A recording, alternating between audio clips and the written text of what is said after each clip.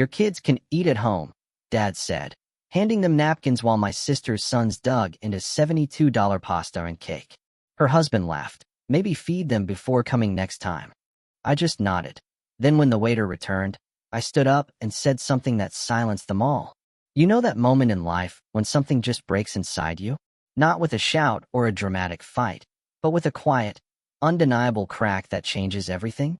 For me, that moment landed like a gut punch at my father's 61st birthday dinner, when he looked at my own children, my two innocent kids, and casually told them they could eat later, after my sister had just boxed up 2 expensive truffle pastas for her sons who weren't even there. The cruelty hit harder than any slap, and it finally set me free. My name is Matthew. I'm 34, and for as long as I can remember, I've been the responsible one. The oldest. The reliable guy. I sell insurance, which tells you everything you need to know. I like boring things. Balanced budgets, tidy dashboards, calendars that actually make sense. On paper, I've got it all together. 2 amazing kids, Evan and Sophie, shared custody with my ex-wife Erin, a compact SUV I can actually fix myself, and a credit score my dad used to brag about, usually right before asking me to co-sign something, just this once. But here's the real story. I grew up as the background noise. My younger sister, Jenna, she was the star. Prettier, louder, always somehow between jobs, but living in way better apartments than me. My parents, Carl and Marie, would act like she'd won an Olympic medal if she remembered a dentist appointment. Me? If I didn't show up to fix their Wi-Fi, I was ungrateful. I used to tell myself it wasn't favoritism, just different expectations. Dad would say, "You know, your sister's not good with details," while handing me a bill. Mom would add, "You're so organized, Maddie. You don't mind, do you?" Oh, I minded. I just swallowed it. It's dumb, but one memory sticks with me, even now. I was 12, Jenna was 10. We were at a school fair. She wins a goldfish, a little orange flicker of life, and immediately drops the bag. Splosh. So, I spent my entire allowance on a new bowl and fish food. That night, Dad patted my shoulder. "You're a good brother, Matthew." Jenna fell asleep with the bowl right by her bed. Next morning, that poor goldfish was floating. Mom sighed at me for setting the bowl too close to the vent. See, the pattern was set. If Jenna messed up, someone else should have planned better. Fast forward to last Saturday night, Dad's 61st birthday. He picked this swanky place with white tablecloths and a menu so fancy, I had to Google half the words. He justified it with, "You only turned 61 once," which is true, but also because Jenna had been dropping hints like anvils. She wanted to post pictures somewhere fancy. We took a big corner table. Me, my kids, Erin, were civil, thankfully, my parents, and Jenna with her husband Chuck. The waiter placed heavy water glasses. The air smelled of butter and wine. "Get whatever," Dad boomed, flipping his menu. "It's a celebration." I glanced at the prices, doing silent mental math. Reflex, you know? Sophie leaned into me. "Can I have the pasta with the twirls?" "Pappardelle," I whispered. "We'll see, kiddo." Then Jenna, waving the waiter over like she owned the place, announced, "2 truffle pastas, extra mushrooms, and the lemon cake to go." She tapped her nails on the phone case I bought her last Christmas because hers had accidentally cracked. When the food arrived, the first dish, shimmering with shaved truffles, landed in front of Jenna. The second went to Chuck. Then, 2 pristine white boxes followed, set carefully beside their elbows. My kids stared, their eyes wide. The boxes smelled like a bakery. Sophie whispered, "Is one for us, Daddy?" Jenna just laughed. "Oh, these are for the boys later," meaning her sons, who weren't even there. "They get picky, you know." My Evan looked at me like he wanted to shrink right into his chair. I felt that familiar, old heat rising in my chest. And then Dad did the thing. The thing he does when he thinks he's being funny, but it's just cruel. He flicked 2 napkins across the table towards my kids like he was dealing cards. "Your kids can eat when they get home," he grinned. "No need to fill them up with overpriced noodles." The napkins landed by Sophie's small wrist. Chuck chuckled. "Next time, feed them first, brother." I just said, "Got it." And when the waiter came back, asking if we needed anything else, I stood up. My chair scraped against the floor, a loud, grating sound. Everyone looked at me. That was the first crack. I didn't become the responsible one on purpose. It happened the way water finds the lowest point. In every family crisis, The question was always, "Where's Matthew?" followed by, "He'll handle it." At 17, I was the one picking Jenna up at midnight from parties because she couldn't call mom. At 19, I transferred $220 to dad when his debit card glitched 2 towns over. By 24, I was an insurance agent with a tidy desk, 2 monitors, and a steady voice for people on their worst days. I got good at details because my life demanded it. I learned the policy codes, the fine print, how to make bad news survivable. Jenna learned something too. I'd say yes if she framed her issue as urgent and family. The landlord needs it by noon. The tow truck won't release my car without a card on file. The daycare late fee is insane. The amounts were never huge at first. $168 here, $120 there, $185. But they stacked like bricks. Every time I tried to put one down, another landed. When Aaron and I got married, Mom said, "Don't invite too many people. Weddings are expensive." Then she still cried because the flowers were too simple. On our wedding day, Jenna arrived late, took the centerpiece from our head table for her after party, and then posted about it like she'd bought it herself. My parents contributed exactly $0 after deposits, then joked for years about how we helped you too start your life. I just let them. When Evan was born, Dad called to say, "Congrats. Boys are expensive." The first night home from the hospital, Jenna called me in tears because she couldn't figure out her new car seat. I went over and installed it. She then Venmo requested me for the pizza I ate while I was there. $13.74. I accepted the charge. Told myself it wasn't about the pizza. It never is. It's about the invisible scoreboard my parents kept, only flashing it at me when it suited them. By the time Sophie arrived, Aaron and I were wobbling. Not because of the kids, but because I was always on call. For my clients, for my parents, for my sister. If Dad's water heater broke, I was there. If Mom's phone updated and logged her out of Facebook, I was there. If Jenna forgot to renew her car insurance. Yes, the irony. I wrote a binder at 10 p.m. and drove across town. Aaron would look at me. "Can we have one evening where we're just us?" I'd just say, "It's family." Like that was a spell. It wasn't a spell. It was a wedge. Money became the language of love in our house. Dad loved when I covered checks because you make more than teachers, as if Aaron's job didn't count, or my income was community property for 4 adults. Jenna loved when I fronted deposits with no return date. Mom loved telling relatives that Matthew is doing so well, then listing items they thought I'd bought them. The washer, the iPad, the weekend at the cabin. I bought those things because, honestly, keeping the peace became cheaper than the fight. Except it wasn't cheap. It cost my marriage. It cost my self-respect. The divorce 2 years ago was clean on paper. No dramatic secrets, no affairs. Just erosion. Aaron cried. I didn't. I was too tired. We split custody 50-50, share calendars. We're decent. She still invites me to kids' school nights if it falls on my off week. I show up with snacks and stay until the folding chairs make my back ache. My parents framed the divorce as my failure to keep a woman happy, but also as my success because I stepped up financially. They said both in the same breath. Jenna repeated them like scripture. Aaron's great, but she wanted more. Then she'd text, "Can you send $200? The boys' soccer uniforms are double what I expected." There were numbers that tattooed themselves into my memory. For $1,380. The total I zelled across 6 months for emergencies. $612. The biggest restaurant bill I paid after Dad slapped the table and said, "Put your card down, big man." 74 missed calls in a single day when Jenna lost her wallet, then found it in the freezer. And 9, the age Evan was when he asked, "Do we always pay for Aunt Jenna?" I said, "No," but I didn't believe myself. The night before Dad's birthday dinner, Mom called, using that warm, syrupy voice she reserves for when she's about to volunteer me for something.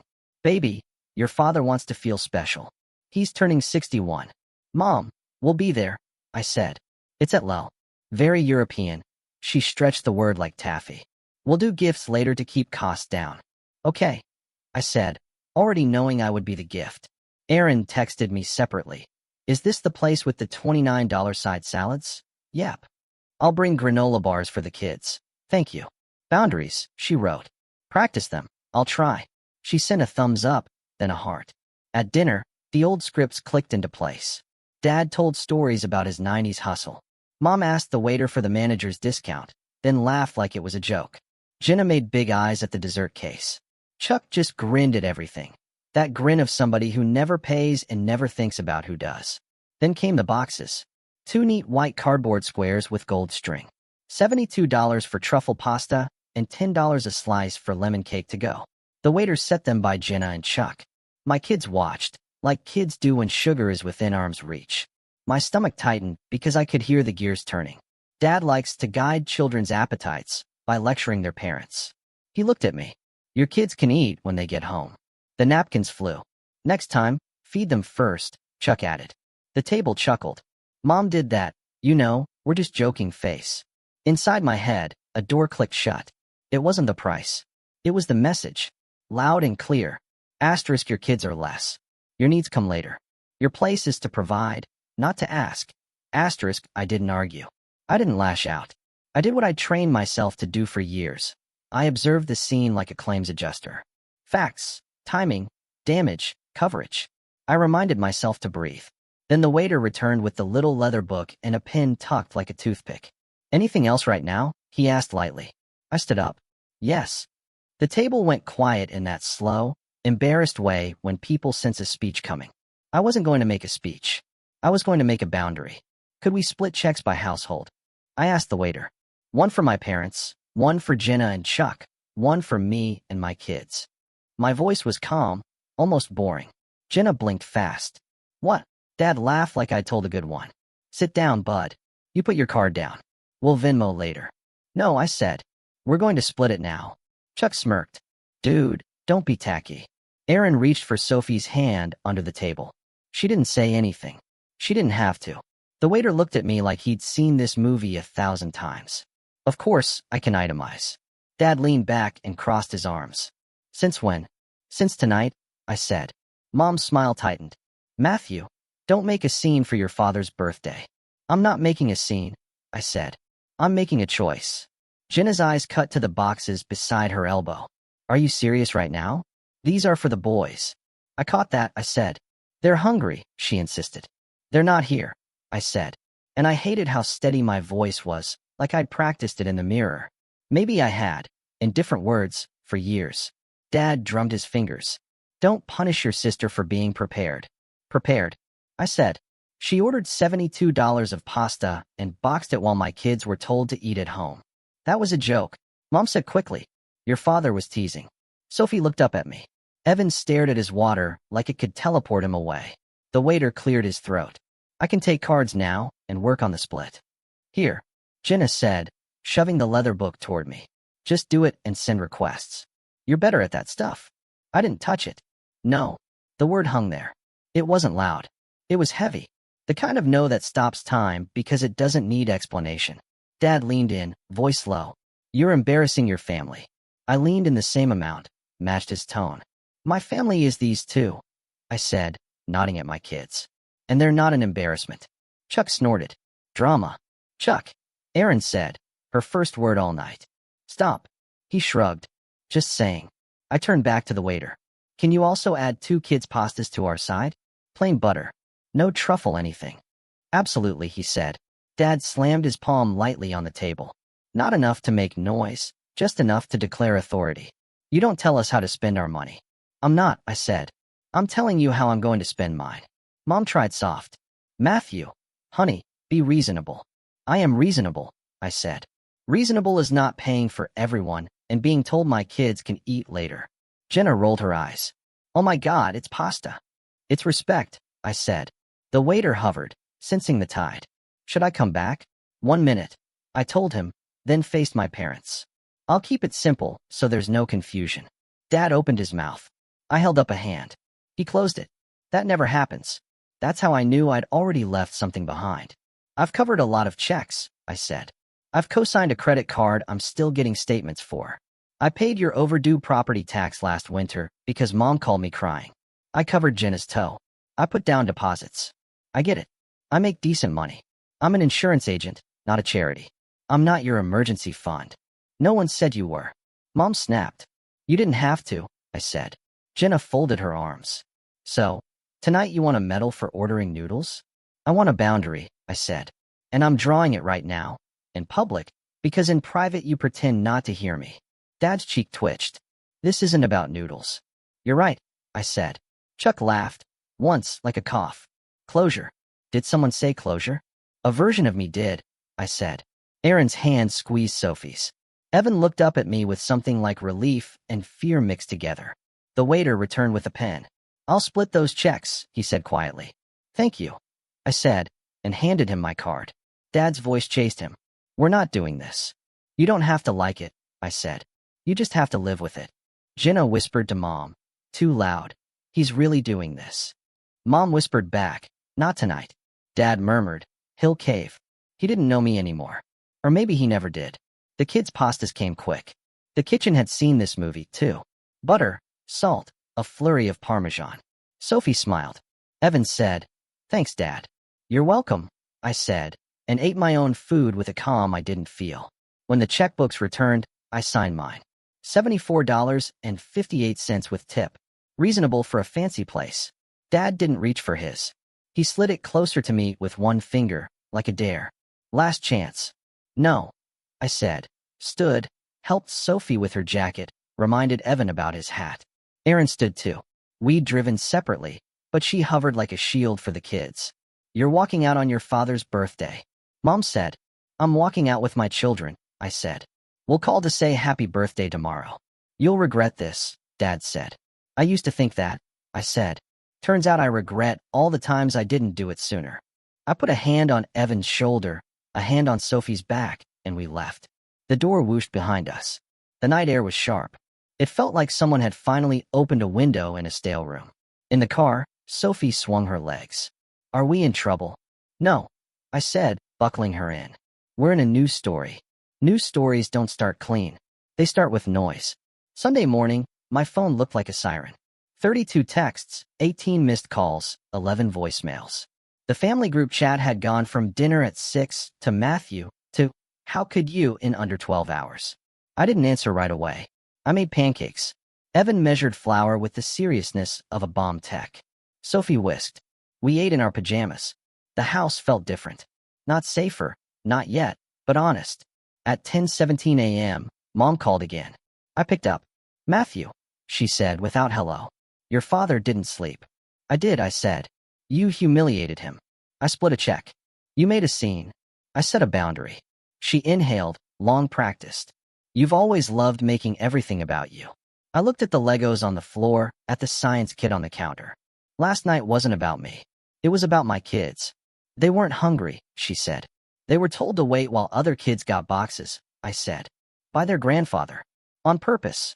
That was a joke, she said again. Like if she repeated it enough it would be true. Not for them. She changed tactics. You know your sister struggles. She's trying. Chuck's job is unstable. So is everyone's, I said. I'm not their employer. Family helps family, she said. Family respects family, I said. Your father wants you to apologize, she said. I won't, I said. Silence. Then he wants his Costco card back. I almost laughed. The one I got him under my account because his bounced for non-payment. Sure, I said. I'll cancel it this afternoon. I heard her short breath. Surprise. She hadn't expected me to agree. There's no need to be vindictive, she said. I'm not, I said. I'm being consistent. She switched to soft. We miss you, baby. You miss my wallet, I said, before I could file the words down. It wasn't kind. It was true. She hung up. At noon, Dad texted, You embarrassed your mother. Then be a man and take responsibility. Then don't come by until you can behave. Then, in the same minute, bring over the pressure washer when you can. The siding is green. I stared at the thread. I didn't reply. Aaron sent a message. You okay? I said, We're fine. She wrote, Kids felt protected. Then, a second later, proud of you. I put the phone down and let the words sit. Jenna found her megaphone by evening. She posted a photo of Dad's untouched dessert with a caption, Nothing like birthday drama from people who make everything a crisis. A few of her friends commented, Hearts, and You're so strong, and family is hard. I didn't engage. I've learned the hard way that arguing on the internet is like screaming into a blender. Monday morning, a long message from Jenna. No greeting, just paragraphs. You made Mom cry. Chuck said you were aggressive to the waiter. I wasn't. Dad is reconsidering helping with my boys. Help how? Money isn't everything, Matt. Also, can you send $150 for school pictures? They sprung it on me. I typed and erased 100 responses. I ended with, no. She wrote back instantly. Wow. Another bubble. So that's how it's going to be. Yes, I wrote. At 2:11 p.m., Dad called while I was with a client. I sent it to voicemail and listened later in the car. You owe me respect, he said. You'll apologize to your mother for your tone. You'll admit you overreacted and you'll put the family first again. 15 seconds of breathing. Then, quieter, like he forgot he was recording. He's not like us. I deleted the voicemail. I didn't want to memorize it. Small, petty things started happening. The Netflix I pay for signed out at my parents' house and changed to Dad's old email. The Costco account pinged a failed transaction. Someone tried to reset my Amazon password at 3:07 a.m. My Ring camera captured Dad stepping onto my porch, then stepping back without knocking. I watched the clip and felt nothing I expected to feel. Not rage, not fear. Just a long, clean line. Enough. By Wednesday, the extended family weighed in. Aunt Trish texted, I always thought you were a good boy. Uncle Marco called and ranted about disrespect and old-school values. My cousin Lily sent a single message, asterisk proud of you. Been there, asterisk. I saved that one. Boundary maintenance turned into actual work. I made a list in my Notes app. Cancel Costco subcards. Remove Dad's old card from my Apple Wallet. Why was it even there? Audit subscriptions. Hulu, Disney Plus, Spotify. Freeze the joint savings account Dad insisted on for emergencies 5 years ago. Because we're a team. There was $31 in it. He'd withdrawn every emergency as cash. I sat at my kitchen table with bank tabs open and a cup of coffee that went cold twice. It felt like closing 100 tiny leaks in a boat while still believing there's land somewhere. Erin came by to pick up the kids. She looked at the lists. You need help? I got it, I said. She tilted her head. You always say that. I mean it this time. She studied my face, then nodded. Okay. Thursday night, a new number called. I answered, and a man with a voice like gravel said, Mr. Hale, this is Dale from Mid-County Towing. We have a Honda Civic registered to a Jennifer Hale on hold. She said you're the secondary on the card. There it was. The old life, knocking. I'm not, I said. Release it or don't. I won't be paying. A pause. Understood, he added, almost kindly. She's yelling at my guys. I'll figure it out, I said. I'm sorry, I said. 2 words I hadn't said to myself in a long time. Friday, Dad sent a group text to me and Jenna. Family meeting. Sunday noon. No excuses. I looked at it for a long minute and typed. No. He wrote back. You don't say no to your father. I wrote. I just did. No reply. Saturday, we did something small and huge. I took the kids to the park with sandwiches and apples. No schedule, no errands. Evan tried the monkey bars. Sophie fell and laughed. We stayed until the sun made long shadows, and my phone stayed face down in my pocket on Do Not Disturb. I don't remember the last time I did that, and didn't feel like I was going to get yelled at for it. The world didn't end. No one died. The sky stayed where it was. Sunday morning, I got one more call I didn't expect. Grandma Joan. She's 84 and has seen every family storm. You made your granddad do this once, she said. He told his brothers, no more borrowing tools. They never returned them. They called him selfish. He slept better after. I laughed. You always liked me better. I always saw you clearer, she said. Eat, sleep, keep going. Okay. Bring the kids for cookies later, she said. I'll tell you which cousins owe me money. We went. She did. It was oddly healing to hear debts said out loud with a smile. At least they pay in stories, she said. You don't have to. By Monday, the message changed. Less rage, more negotiation. Mom texted, we can talk if you apologize. Jenna wrote, fine, I don't need you then, but can you send $60? The school picture add-on. I didn't respond. Tuesday night, 11:43 p.m., my doorbell rang twice. The Ring camera lit up Dad's face, red-cheeked, jaw set. I watched him on my phone instead of going downstairs. He rang again, then pounded once. He stepped back and looked into the camera. When I didn't open, he said to the empty porch, you want to be alone? Fine, be alone. He walked away. The porch light clicked off on its timer. It felt like an ending. It also felt like the only beginning that was ever going to work. I slept deeply for the first time in months. I dreamed of a quiet room with no one asking me for my wallet. In the morning, I made coffee and didn't check my phone first. I wish I could say they stopped. They didn't, but they got quieter. Every no built a wall where there used to be a revolving door. Every no taught my kids something I should have taught them earlier. We don't buy love, we build it. By the second week, the house felt different. My own voice sounded different. Evan asked carefully, "Are we still going to Grandpa's on Sundays?" I said, "Not for a little while." He nodded, like he'd already thought that through. Sophie asked, "Do they hate us?" I said, "No, they're just learning our rules." "What are our rules?" she asked. I said them out loud, to hear them ring. We eat when we're hungry. We say please and thank you. We don't make people small to make ourselves big. We don't buy cake for people who aren't at the table while telling people at the table to wait. She grinned. "So we buy cake for us." Sometimes, I said. After dinner that night, we did. Closure looks ordinary. Alarms that get you up. An inbox that doesn't spike your pulse. A budget that tells the truth. Sundays where no one summons you. I didn't write a manifesto or stage a holiday fight. I just kept showing up for the people I'm responsible for and stopped showing up for the ones who think I am. Dad's last voicemail. "You think you're better than us?" I deleted it. "Not better. Done. Mom tries. Your father misses you. You used to fix things." "I know," I say. That was the problem. Jenna still texts urgent. I still reply no. Then come the LOL, the wow, the screenshots about how I'm heartless, the "can you at least answer?" No lectures, no lists, no receipts. Short sentences saved me. Work got easier.